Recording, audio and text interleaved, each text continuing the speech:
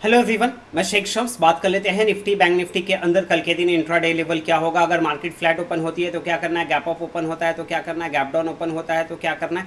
हर एक डायरेक्शन का लेवल आप लोगों के पास पहले से ही होता है, proper stop loss proper target के साथ। अभी से आप लोगों को रेगुलर जो है वीडियो मिलते रहेंगे।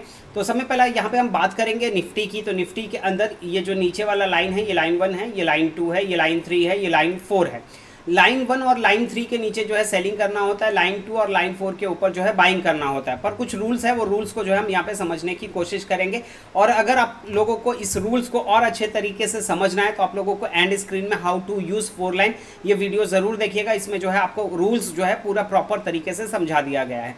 तो समय पहले यहाँ पे जो है नंबर नोट डाउन कर लीजिएगा। लाइन 1 जो है 24,276, लाइन 2 जो है लाइन 1 है 24,276, लाइन 2 जो है 24,335, लाइन 3 जो है 24,422, लाइन 4 जो है 24,480, ये आपका लाइन 4 है।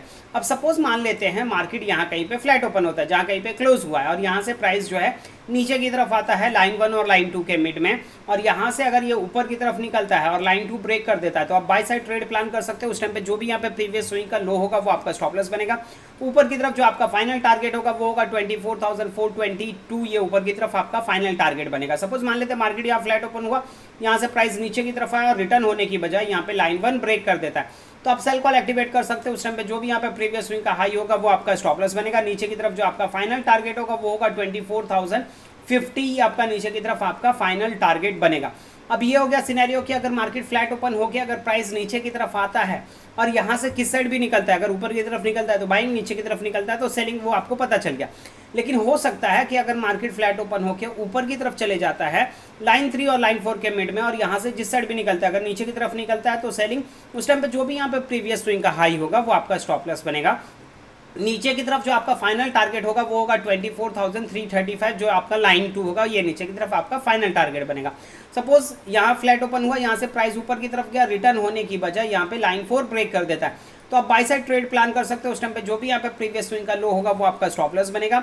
ऊपर की तरफ जो आपका फाइनल टारगेट होगा वो होगा 24,680, ये ऊपर की तरफ आपका फाइनल टारगेट बनेगा। अब ये सिनेरियो हो गया कि अगर मार्केट फ्लैट ओपन होके किसी भी डायरेक्शन में निकलता है तो आपके पास हर एक डायरेक्शन का लेवल हो गया है।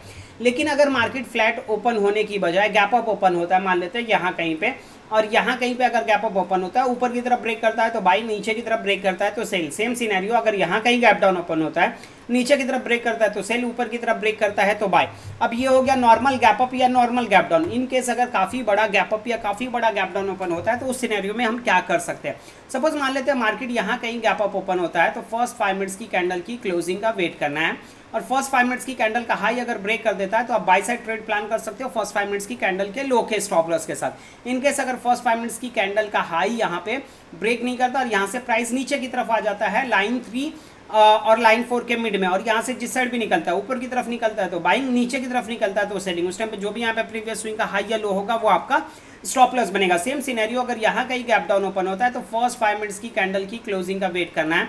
फर्स्ट 5 मिनट्स की कैंडल का लो अगर ब्रेक कर देता है तो आप सेल कॉल एक्टिवेट किया जा सकता है। उस टाइम पे जो भी यहाँ पे फर्स्ट 5 मिनट्स की कैंडल का हाई होगा वो आपका स्टॉप लॉस बनेगा।